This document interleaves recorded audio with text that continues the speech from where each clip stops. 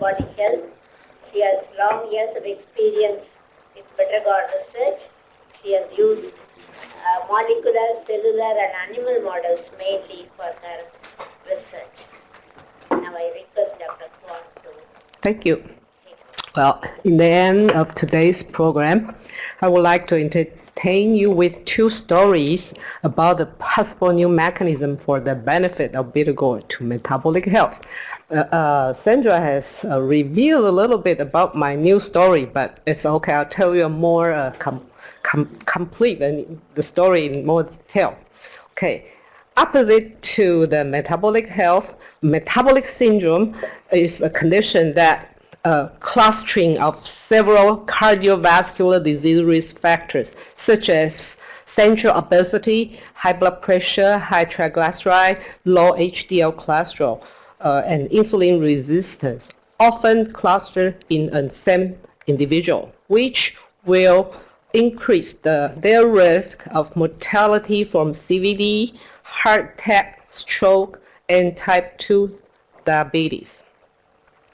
This is because the hypertrophied adipocytes will release inflammatory cytokine and adipokine, which will result in insulin resistance and other problems in the metabolic syndrome. Okay. Obesity is defined as an excessive fat storage in adipose tissue resulted from long-term positive energy balance. According to the first law of thermodynamics, energy balance is the difference between your energy intake and energy expenditure. Therefore, to reduce obesity, one needs to have long-term negative energy balance by decrease the energy intake, increase the energy expenditure, or both. The energy expenditure of our body composed of three components: basal metabolism, physical activity, as well as the thermogenesis. The thermogenesis is traditionally regarded to occur in the brown fat. The brown fat has high vascularity, abundant mitochondria, which give the brown color of this adipose tissue. This tissue also is characterized by having a special mitochondria that can promote thermogenesis at the expense of ATP. Okay. Normally, in the electron transport chain, the electron and proton is transported and produce a proton into the intermembrane space of the mitochondria. This proton gradient then drive the ATP synthase and resulted in the produce of ATP. However, in the presence of this uncoupling protein 1, which is actually a proton channel, the proton gradient produced will automatically leak back to the matrix of the mitochondria. So the ATP is not synthesized and the energy is dissipated as heat. Okay, so the presence of this uncoupling protein 1, or the expression of this gene, is one of the characteristics of brown adipose tissue. Now, in the past decades, there has been found a new type of brown-like adipocyte which occurred in the white adipose tissue. Now, this kind of brown adipocyte is named beige, bright, which means brown in white, or inducible brown adipocyte. And because the existence of this kind of brown fat in adult human was confirmed in 2009, so the thermogenesis from this inducible brown-like adipocyte has been a very hot topic in the control of obesity currently. You can find the review in Nature Medicine published last October, it says, inducible brown-like adipocytes, also known as beige, develop in white fat in response to various activators. These activity of brown and beige cells reduce metabolic disease, including obesity in mice, and correlate with leanness in humans. So among the list of pharmacological agents that can cause browning of the white adipose tissue, we are very glad to see these PPAR ligands and AMPK activators, which Sandra has told you that BG has some component of BG can activate these target molecules. So in the previous report, we know that we have isolated about 10 compounds from BG that can activate PPAR alpha or gamma. In this paper published by the Hong Kong group of Professor Lee, they found beta-gold juice fed to rats can upregulate UCP1 messenger RNA in the traditional brown adipose tissue, and the PGC1 alpha in brown adipose tissue and skeletal muscle. The other paper published 2012 by a group in Taiwan, they found that beta-gold seed oil upregulate PGC1 alpha and UCP1 in white adipose tissue. Okay, let's know a little bit more about this PGC1 alpha. It is a critical transcriptional regulator of oxidative metabolism and adaptive thermogenesis. It also stimulates mitochondria biogenesis. So in this paper we published in the beginning of last year, we fed two groups of mice, one without and the other one with the supplementation of 5% of beta-gold powder. Then we measured the metabolic rate by measuring the oxygen consumption and carbon dioxide production. Okay, the shade area represents the dark period, and this is the, in the middle it is the light period. So in the dark period, the mice fed with BGP has higher oxygen consumption rate. And also in the dark period, they have higher carbon dioxide production rate. And the respiratory quotient is higher in the dark phase for the BGP group too. So when we calculate the energy expenditure, mice fed with BGP diet has higher energy expenditure in the dark phase.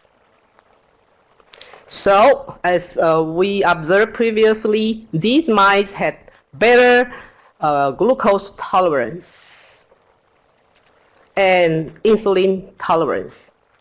So in the end of the 22 weeks of feeding, these mice had lower final body weight gain, smaller white and brown adipose mass, better fasting glucose value and HbA1c value.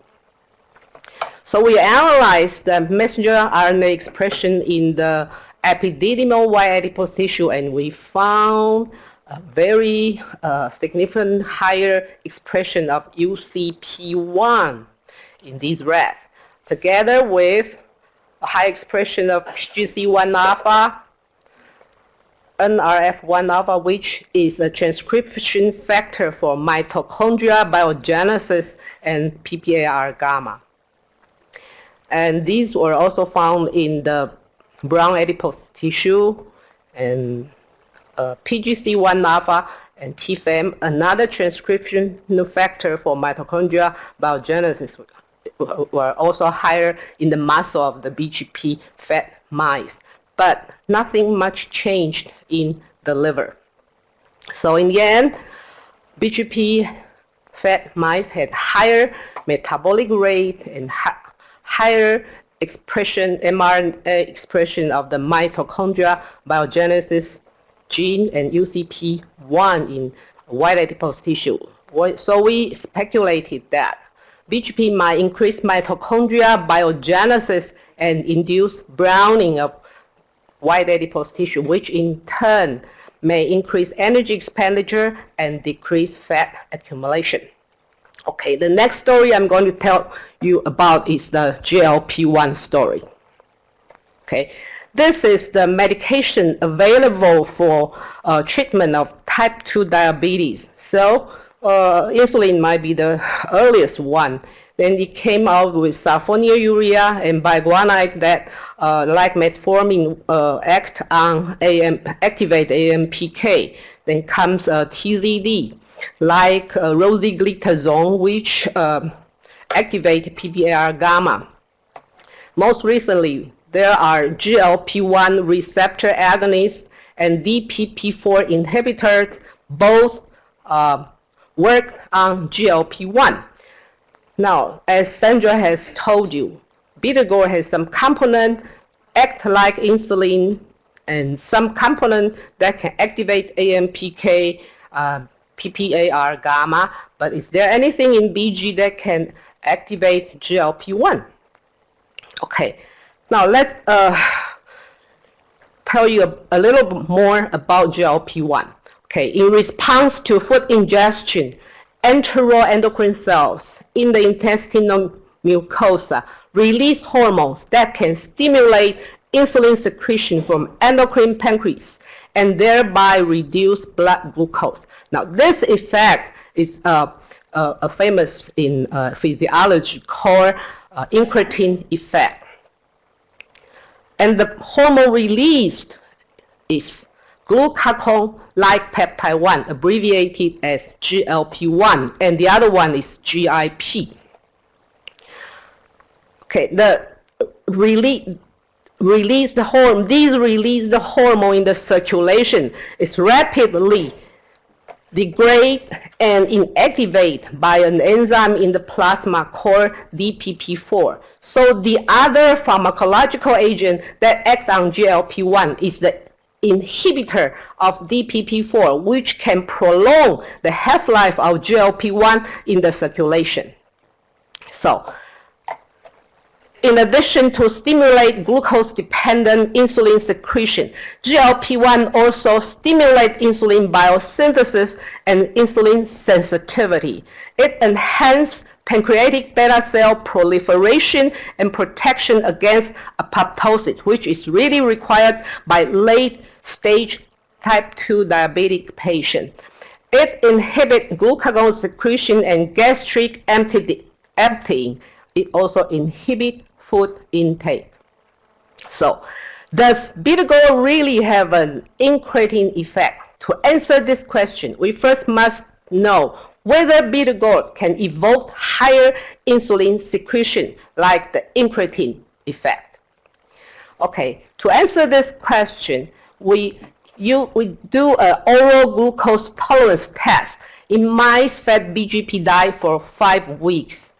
So as expected, we found better glucose tolerance of the BGP fed animals.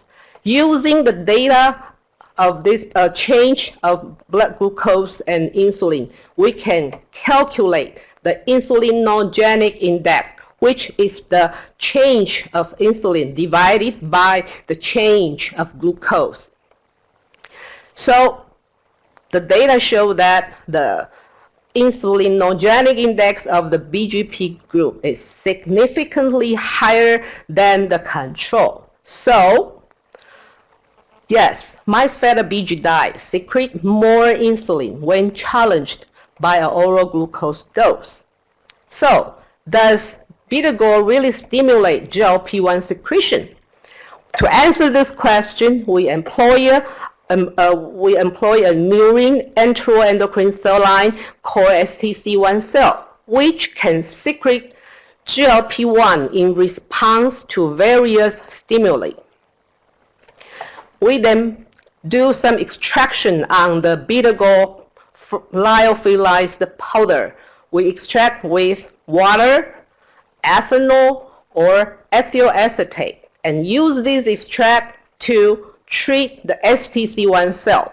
Okay, among the 3 extracts, only the water extract, those dependently stimulate GLP-1 secretion. So we then further separate the water extract according to their molecular weight. The large molecular weight fraction called WEL, mainly peptide protein or polyglucose, and small molecular weight fraction called WES. And also we extract a P fraction according to the classical paper that extract the plant insulin from bitter gourd, and we call this fraction P fraction.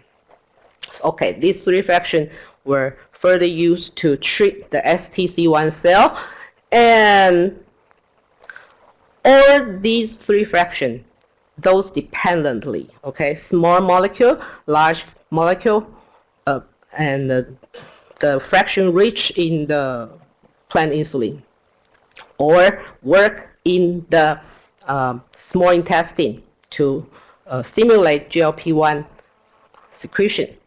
Interestingly, we also isolate a bitter compound rich fraction, which show the highest stimulation of GLP-1 secretion among all these extracts we tested. So, yes, BG does stimulate GLP-1 secretion in the cell culture, but how about in vivo? Okay, this slide has been introduced by Sandra just now. Well, I'll be brief. Okay, we use the small molecular weight fraction of water extract to treat mice as compared to vehicle-treated mice. And we monitor plasma glucose, insulin, and GLP-1 at time 0 and 30 minutes after the administration. Now we can see that WES significantly lower plasma glucose and increase insulin secretion, and most importantly, we found the increased secretion of GLP-1 in the plasma of these WES treated mice. So it does evoke increase in insulin and GLP-1 in vivo. So the hypoglycemic effect we observed with this WES is mediated by GLP-1 after 30 minutes. So we use this GLP-1 receptor antagonist called Exendin-9 to pre-treat the animals before treating with WES. So without Exendin-9 pre-treatment, WES did show the hypoglycemic effect here. But with the pre-treatment of Exendin-9, the hypoglycemic effect disappeared. So we turned this curve into the area under curve data, which clearly show that in the presence of Exendin-9, it abolished the hypoglycemic effect of BG-WES. So the answer is yes. This hypoglycemic effect of BG-WES does involve the GLP-1. So in the end, we are curious about this stimulation of GLP-1, whether this is involved in the bitter taste of bitter gourd. So we use 2 inhibitors of the human bitter taste receptors. One is probenecid, which is an inhibitor of human TAS2R16. Which is, forget about it. And the other one is U73122, which is an inhibitor of PLC beta 2, which is a signal transducer in the signal transduction of bitter taste. Okay, so probenecid or U73122. Those dependently inhibit the GLP-1 secretion stimulated by water extract and the bitter compound rich fraction. Okay, in the last, we use some pure compound isolated from bitter gourd to test the stimulation of GLP-1 in the STC1 cell here. So different compounds, some has low efficacy, some have medium efficacy, some have high efficacy in stimulating the GLP-1 in the STC1 cell line. So, in the summary, this study provides evidence that BGP can exert an incretin effect.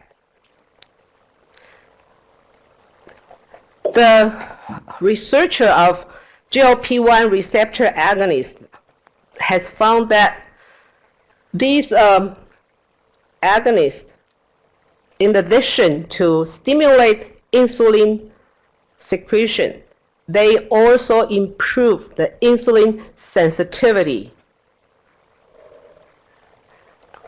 found in type 2 diabetic patients.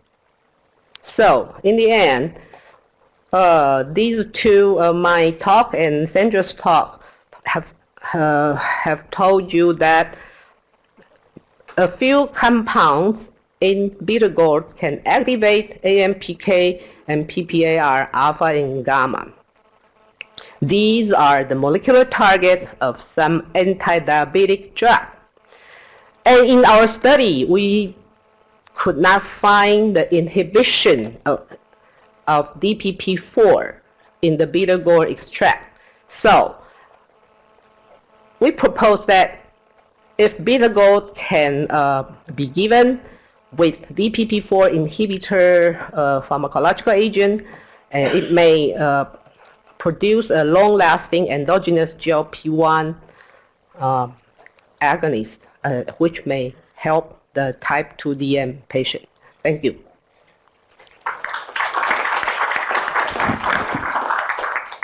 We have 5 minutes for discussion.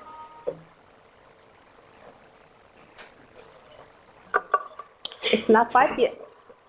I very much salute your work on this GLP-1 story and the incretin story, because I think I don't know what I should say tomorrow in my talk, because you took a lot of them. What I want to say, but nevertheless, I think this is really a breakthrough what you have done, and at least again my congratulations. But I do not agree with your last statement. Can you go back to the last statement, please? Okay. What is fine for us working in this diet field on the bitter gourd is that you did not find an inhibitor of DPP-4. No, we try that. That's very good. We try that. I cannot show this, I have not the time, but we have been involved in the DPP-4 story, which came to the financial crisis, because we have shown if you use DPP-4 inhibitors in diabetic, you have a chance to induce tumors. Because, as you know, DPP-4 is a unique enzyme which has been used nature in immunology, in many, many other targets. So if you inhibit I'll delete this DPP-4, one. Okay. then you inhibit a lot of pathways. And that's good, that's not in bitter melon. But nevertheless, I think we should not talk together with bitter melon and DPP-4, because DPP-4 is a substance which is absolutely innocent for diabetic patients. It is not allowed in Germany. It is not approved by the FDA. Otherwise, metformin or the big units are not working. So I think what you have shown is fantastic. This is the way to show for the future, because the Americans are a little bit crazy. What they are doing is they are putting out from the foodstuff all these substances which are the cues for the L cells in the intestine to prepare the insulin for the upcoming sugar level. And that's the point. That's really the only point what you have excellent information. So I should delete this line. Yeah, Okay. I mean, long-lasting. It's not, nature does not want that DPP4 is long-lasting. Otherwise, you have too long activity in secreting insulin. But that's not the problem. That's what the beta cells are not doing. Otherwise, they are getting exhausted. That's what we see in that. Thank you. Yeah, and this is the part yesterday I say I want to say something about the bitter. What is the bitter taste related to? If there is related to this anti-diabetic activity, and this is what we have found.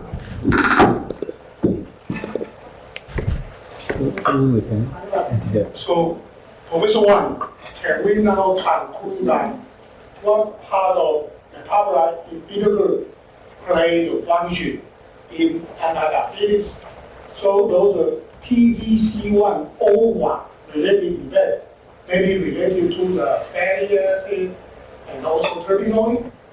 And for the immediate short-term insulin stimulation,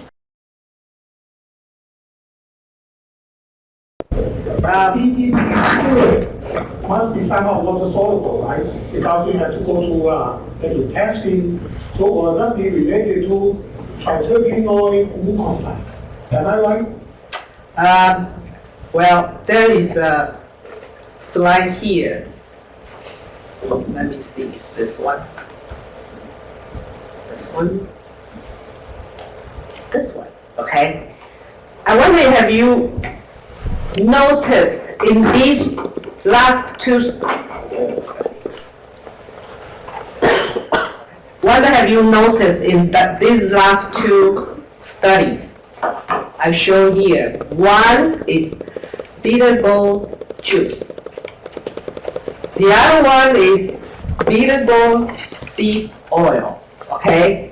These two should be different things. Right? Bitter gourd juice should have most of polar compounds inside it, but bitter gourd seed oils mostly should be low polarity compound inside.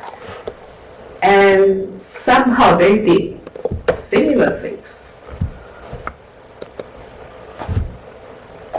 So I agree with Sandra that usually I recommend to eat bitter gourd as a whole, because there are different things working on different target molecules. But for industry, I admit we really have to do something. But if we do not have the money to buy or purchase the expensive industrial product, we can still eat the raw bitter gourd, buy from the market, right? But my question is that for the production of bitter gourd in the capsule or in the final product, we should be able to know what's the effective component that make the bitter gourd become anti-diabetes, right? We still have to differentiate. That is really a long story. Okay, let me show you these 10 compounds.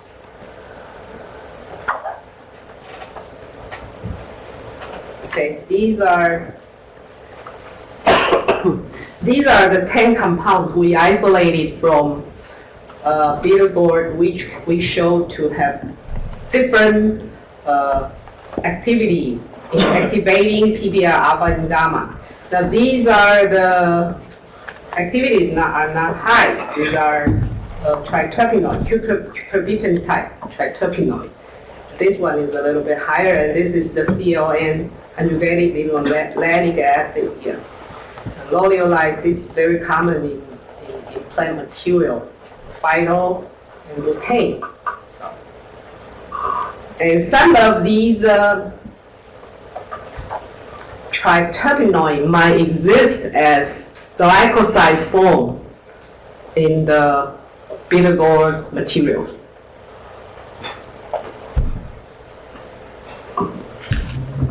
So if they were present in the glycosylated form, do you know what are the metabolites will be converted from the glycosylated form to aglycans? When the human being consume those glucoside forms, they will be converted to aglycans and other metabolites. Can somebody explain the question? So basically, when you mentioned the glucosides, some of these triterpenoids, when the bitter gourd is consumed directly by humans, they will be converted to aglycans. I hope so. So I hope so. how do we provide the evidence in terms of some of these glucoside forms are there in bitter gourd, but they're converted to something? So what is the evidence? Is it the aglycans or the glucosides? If you look at that paper published by Tan et al. In 2007 or 8 on this AMPK activation, remember that? You have reported that paper. They actually have isolated 8 triterpenoids of glucose uptake stimulation on adipocytes and myocytes. And these 8 compounds, some with glycoside, some without, some are a glycol, some are glycosides. And all these 8 compounds have different, some higher, some lower activity on the GLUT4 translocation from cytosol to plasma membrane. And they have proved that a few of these triterpenoids can really act through activation of AMPK, just like metformin. Okay, so I don't know whether this paper has answered your question. That's fine.